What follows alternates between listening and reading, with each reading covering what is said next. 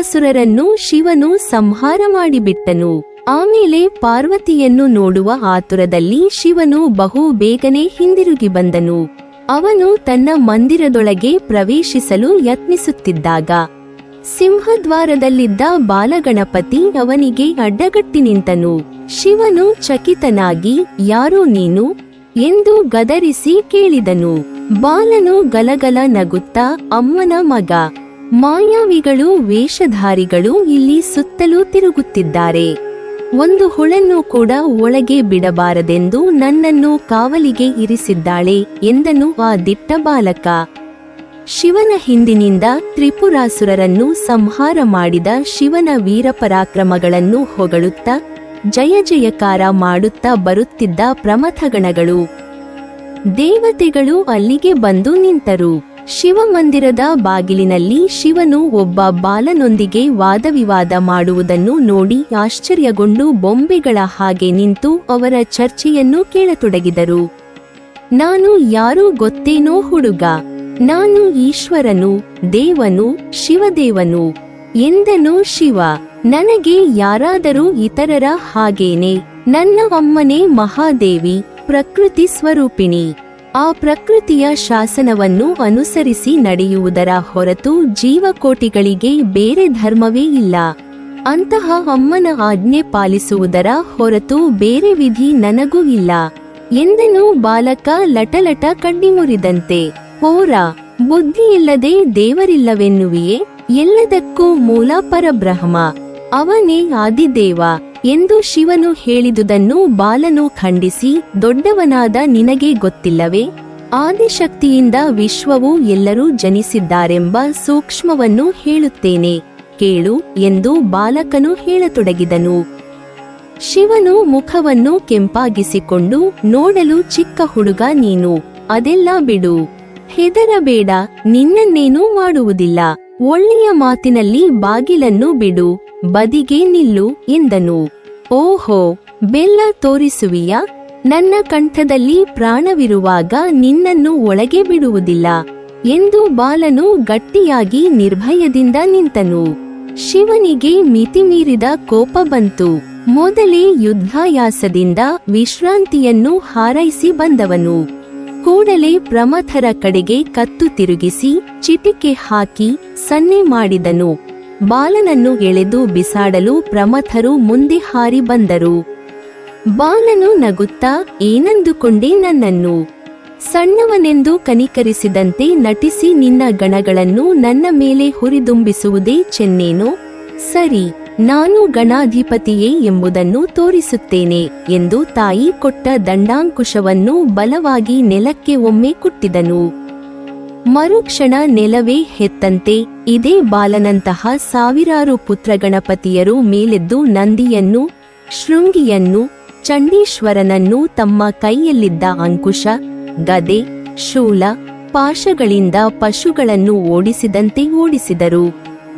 ಉಳಿದ ಶಿವಾನುಚರರೆಲ್ಲ ಜಾಡುಗಾಣದಂತೆ ಓಡಿಹೋದರು. ಪುತ್ರಗಣಪತಿಯ ಘನವೂ ಮಾಯವಾಯಿತು. ಈ ಅವಾಂತರ ನೋಡಿ ಶಿವನು ರುದ್ರನಾಗಿ ತ್ರಿಶೂಲವನ್ನೆತ್ತಿದನು. ಬಾಲನ ದಂಡಾಂಕುಶದಿಂದ ಹೊಡೆಯಲು ಶಿವನ ತ್ರಿಶೂಲವು ಖಂಗನೆ ಧ್ವನಿಸಿತು. ಬಾಲನು ನಗುತ್ತಾ, ನನ್ನ ಅಮ್ಮ ಕೊಟ್ಟ ದಂಡ ನನ್ನ ಕೈಯಲ್ಲಿರುವವರೆಗೆ ನನ್ನನ್ನು ಯಾರೂ ಏನೂ ಮಾಡಲಾರರು. ನೀನು ನನ್ನನ್ನು ಏನಾದರೂ ಮಾಡಬೇಕೆಂದಿದ್ದರೆ ಅದಕ್ಕೆ ವಿಘ್ನ ಮಾಡುವುದಿಲ್ಲ. ನಿರ್ವಿಘ್ನವಾಗಿ ನೆರವೇರಲಿ ನಿನ್ನ ಕಾರ್ಯ ಎಂದು ತನ್ನ ಕೈಯಲ್ಲಿದ್ದ ದಂಡಾಂಕುಶವನ್ನು ದೂರ ಬಿಸಾಡಿದನು. ನನಗೆ ಆಜ್ಞೆ ಮಾಡುವಿಯಾ ಪೋರ ಎಂದು ಶಿವನು ಮೈಮರೆತು ಕೋಪದಿಂದ ತ್ರಿಶೂಲವನ್ನೆತ್ತಿ ಬಾಲನ ಕಂಠಕ್ಕೆ ಗುರಿಯಿಟ್ಟು ಬೀಸಿದನು. ಅಮ್ಮ ಎಂದು ಕೂಗಿದ ಬಾಲನ ತಲೆ ಆಕಾಶದಲ್ಲಿ ಹಾರಿ ಜ್ಯೋತಿಯಂತೆ ಪ್ರಕಾಶಿಸುತ್ತಾ ಹೋಗಿ ಆಕಾಶದಲ್ಲೇ ಲೀನವಾಯಿತು. ಸಮೀಪದಲ್ಲೆದ್ದು ದೂರ ದೂರ ಆಕಾಶದಲ್ಲಿ ಓಡುತ್ತಾ ಹೋದ ಪುತ್ರಗಣಪತಿಯ ಅಮ್ಮ ಧ್ವನಿಯನ್ನು ಕೇಳಿ ಒಳಗಿನಿಂದ ಪಾರ್ವತಿ ಓಡುತ್ತಾ ಬಂದು ತಲೆಯಿಲ್ಲದೆ ಬಿದ್ದಿದ್ದ ಬಾಲಕನನ್ನು ನೋಡಿ ಶಿವನನ್ನು ಚುರುಚುರು ನೋಡುತ್ತಾ, ಎಂಥ ಕೆಲಸ ಮಾಡಿದೆ ಮಹಾದೇವ, ನಮ್ಮ ಪುತ್ರನ ತಲೆ ತರಿದೆಯಾ? ನನ್ನ ಪತಿ ಪುತ್ರಹಂತಕ, ಇನ್ನೇನು ಗತಿಯೋ ಎಂದು ಚಕ್ಕನೆ ಕುಸಿದು ಭೋರನೆ ಶೋಕಿಸತೊಡಗಿದಳು. ಅದುವರೆಗೂ ಸ್ತಂಭೀಭೂತರಾಗಿ ನಿಂತಿದ್ದ ಗುಂಪಿನವರೊಳಗೆ ಕಲಕಲರವವೆದ್ದು ಸಮುದ್ರಘೋಷವಾಯಿತು. ದೊಡ್ಡ ತಪ್ಪು ಮಾಡಿ ನಿಂತವನಂತಿರುವ ಶಿವನನ್ನು ಎಲ್ಲರೂ ನೋಡುತ್ತಿದ್ದರು. ಈ ಪರಿಸ್ಥಿತಿಯನ್ನು ನೋಡುತ್ತಿದ್ದಂತೆ ಶಿವನ ಶರೀರದಿಂದ ಬೆವರಿಳಿಯತೊಡಗಿತು. ಮುಖವು ಕಪ್ಪಿಟ್ಟಿತು. ತಡವರಿಸುವ ಶಬ್ದದಿಂದ, ನನಗೆ ತಿಳಿಯದ ಪುತ್ರನೇ, ಅದು ಹೇಗೆ ಎಂದನು ಎಲ್ಲರಿಗೂ ಕೇಳುವಂತೆ ತನ್ನೊಡನೆ ತಾನೇ. ಆಗ ಪಾರ್ವತಿ ತನ್ನನ್ನು ಸಮಾಳಿಸಿಕೊಂಡು ತಾನು ಮಾಡಿದ ಸ್ನಾನದ ಸುಗಂಧನಲುಗು ಮುದ್ದೆಯಿಂದ ಯಾವ ರೀತಿಯಾಗಿ ಪುತ್ರಗಣಪತಿ ಹುಟ್ಟಿದನೆಂಬುದನ್ನು ವಿವರಿಸಿದಳು. ಅದನ್ನು ಕೇಳಿ ಶಿವನು ತುಟಿ ಕಡಿದುಕೊಂಡು, ಓ, ನಿನ್ನ ಸ್ವಂತ ಮಗನ? ಆದ್ದರಿಂದಲೇ ಅಮ್ಮ ಅಮ್ಮ ಎಂದು ತುಂಬಾ ಬಡಾಯಿ ಬಡಿದ. ನಮ್ಮ ಪುತ್ರನೆಂದೆಯಲ್ಲ, ನನಗೆ ಪುತ್ರನು ಹೇಗಾಗುತ್ತಾನೆ ಎಂದನು.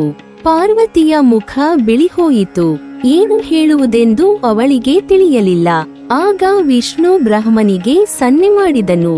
ಕೂಡಲೇ ಬ್ರಹ್ಮನು ಮುಂದಕ್ಕೆ ಬಂದು, ಹೌದು, ಪಾರ್ವತಿ ಹೇಳಿದುದರಲ್ಲಿ ತಪ್ಪೇನಿಲ್ಲ.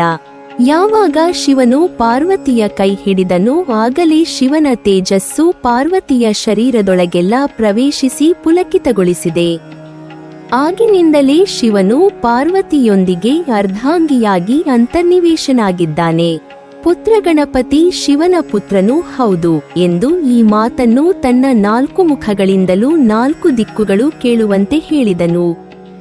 ಶಿವನು ಕೈ ಹಿಸುಕಿಕೊಂಡು ದಿಕ್ಕುಗಳನ್ನು ನೋಡುತ್ತಿರಲು, ಪಾರ್ವತಿ ಮಗನ ಕಳೇಬರದ ಮೇಲೆ ಬಿದ್ದು ಅಳುತ್ತಿರಲು, ಆಕಾಶದಿಂದ ಅದೇ ಬಾಲಗಣಪತಿಯ ಸ್ಪಷ್ಟ ಶಬ್ದವು ಹೀಗೆ ಕೇಳಿಸಿತು, ಆಗಬೇಕಾದ್ದೇ ಆಯಿತು.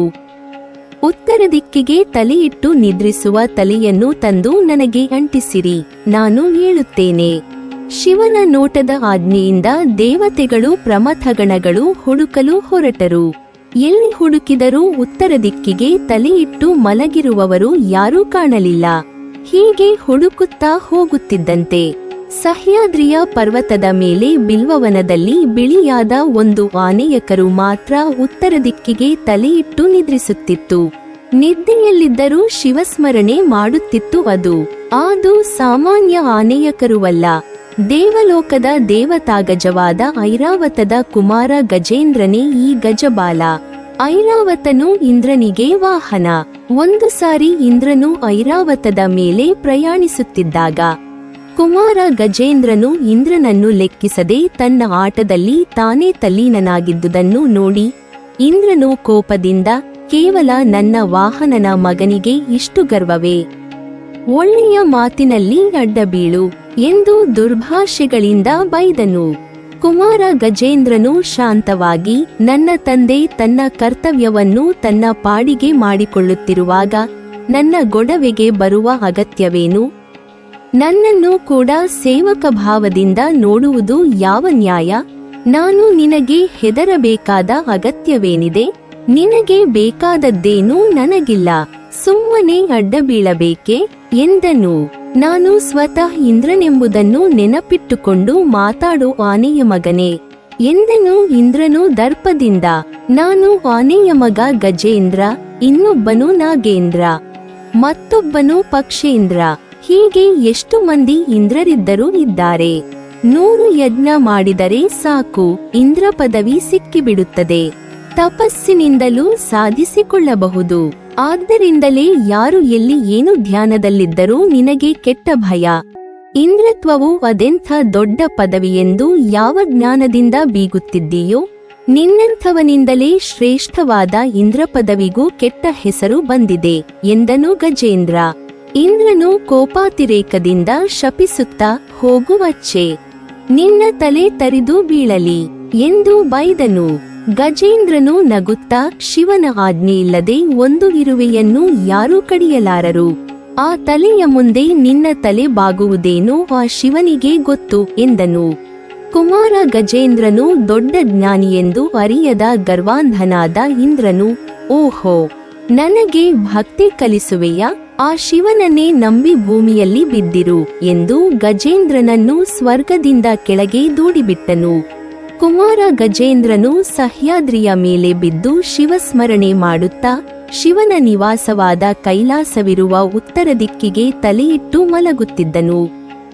ನಿದ್ದೆಯಲ್ಲಿಯೂ ಶಿವಸ್ಮರಣೆಯನ್ನು ಬಿಡದಿದ್ದ ಆ ಗಜೇಂದ್ರನ ತಲೆಯನ್ನು ದೇವತೆಗಳು ಕಡಿದು ತೆಗೆದುಕೊಂಡು ಹೋಗಿ ಶಿವನ ಮುಂದೆ ಇಟ್ಟರು. ಶಿವನು ಆ ತಲೆಯನ್ನು ಬಾಲನ ಕಳೇಬರಕ್ಕೆ ಅಂಟಿಸಿದ ಕೂಡಲೇ ಪುತ್ರಗಣಪತಿ ಆನೆಯ ಮುಖದೊಂದಿಗೆ ನವೋತ್ಸಾಹದಿಂದ ಸೊಂಡಿಲಾಡಿ ಸುತ್ತ ಎದ್ದು ನಿಂತು ಎಲ್ಲರನ್ನೂ ನೋಡಿ ತಲೆಯಾಡಿಸಿದನು.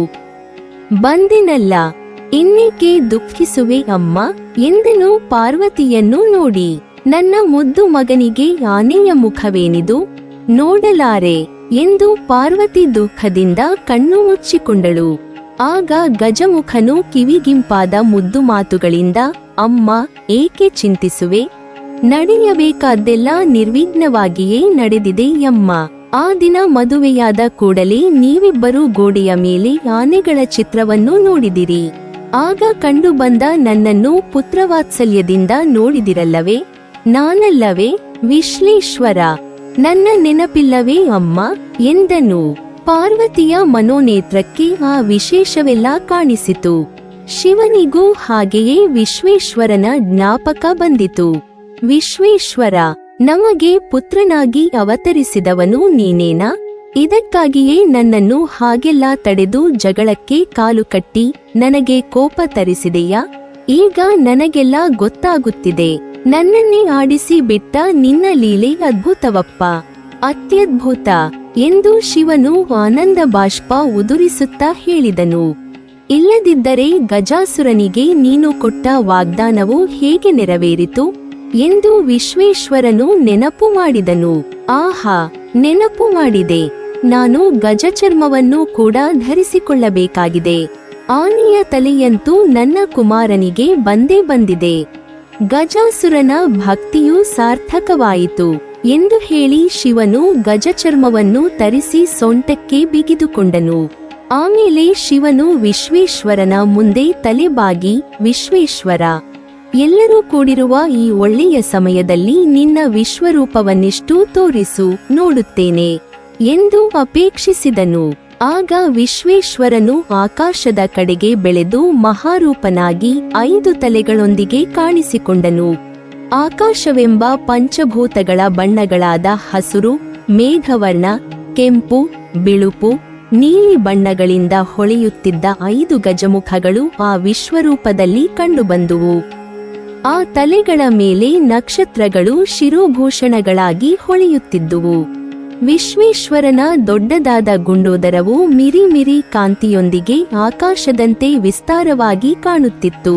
ಅವನಿಗಿದ್ದ ಅನೇಕ ಕೈಗಳಲ್ಲಿ ಅಂಕುಶ, ಕೊಡಲಿ, ಪಾಶ, ಕಲಶಗಳಲ್ಲದೆ ತ್ರಿಮೂರ್ತಿಗಳಿಗೆ ಸೇರಿದ ಶಂಖ, ಚಕ್ರ, ಗದಾ, ಪದ್ಮಗಳು, ಡಮರು, ತ್ರಿಶೂಲ, ವಜ್ರಾಯುಧಗಳು, ಕಮಂಡಲು, ವೀಣೆ, ಖಡ್ಗಗಳು, ಈಟಿ, ಶಕ್ತಿ ಮೊದಲಾದವುಗಳು ಹೊಳೆಯುತ್ತಿದ್ದುವು. ತಲೆ ಎತ್ತಿ ಅವನ ಮಹಾರೂಪವನ್ನು ನೋಡುತ್ತಿರುವವರೆಲ್ಲ ಕಣ್ಮುಚ್ಚುವಂತಹ ಅವನ ತೇಜಸ್ಸಿನ ಕಾಂತಿಯನ್ನು ನೋಡಲು ಶಕ್ತಿ ಸಾಲದೆ ತಲೆ ಬಗ್ಗಿಸಿಕೊಂಡರು. ಆಗ ಎಲ್ಲರ ಹೃದಯಗಳು ಹಗುರವಾಗಿ ಮನಸ್ಸಿಗೆ ಹರ್ಷದ ಅನುಭವವಾಯಿತು. ಆನಂದದಿಂದ ಉತ್ಸಾಹಿತಳಾದ ಸರಸ್ವತಿ ವೀಣೆಯನ್ನು ಎತ್ತಿಕೊಂಡು ವಿಶ್ವೇಶ್ವರನಿಗೆ ಪ್ರಿಯವಾದ ಹಂಸಧ್ವನಿ ರಾಗವನ್ನು ಮಾಂಡಿಸಲು ತೊಡಗಿದಳು. ಆ ರಾಗವು ಅಲೆಯಂತೆ ಸಾಗುತ್ತಿರಲು ಕೂಡಲೇ ನಾರದನು ತನ್ನ ತಂಬೂರಿಯಿಂದ ಮಧ್ಯೆ ಮಾಯಾಮಾಳವ ಗೌಳ ರಾಗವನ್ನು ಜೋಡಿಸಿದನು. ನೀವಿನ್ನೂ ನಮ್ಮ ಚಾನಲನ್ನು ಸಬ್ಸ್ಕ್ರೈಬ್ ಮಾಡಿಲ್ವಾ? ಹಾಗಾದರೆ ಈ ಕೂಡಲೇ ನಮ್ಮ ಇಂದ್ರಜಾಲ ಚಾನಲ್ ಅನ್ನು ಸಬ್ಸ್ಕ್ರೈಬ್ ಮಾಡಿ ಮತ್ತು ಪಕ್ಕದಲ್ಲಿರುವ ಬೆಲ್ ಐಕಾನ್ ಅನ್ನು ಕ್ಲಿಕ್ ಮಾಡಿದರೆ ನಮ್ಮ ಹೊಸ ವಿಡಿಯೋಗಳನ್ನು ನೀವು ನೋಡಬಹುದು.